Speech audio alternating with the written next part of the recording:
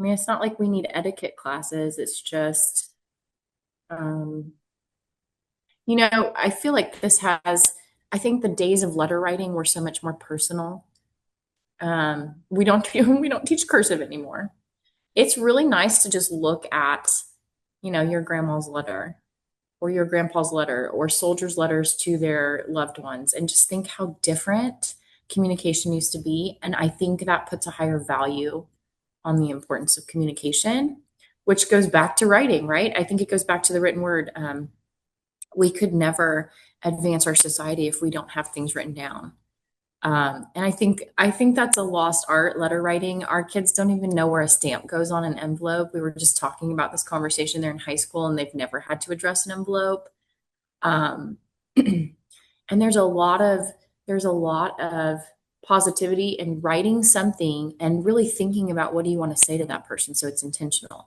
My mom still writes me letters. She started in college and she still does. And Hmm. I'll see like when she crosses stuff out, oh, that wasn't what I wanted to say, but it's Yeah. just in the thought process. And then you get this personalized note, and our kids today don't have that experience. That's a really good They don't, point.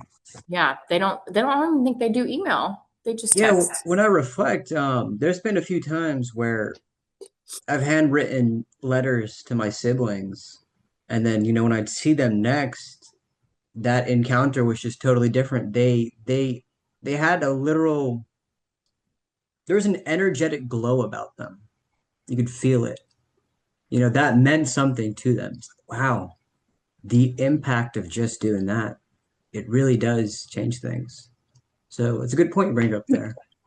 So actually, I didn't even think about this when I was talking to you, but in my novel, the three kids, the main character and her siblings are separated on separate vacations on purpose by their mom.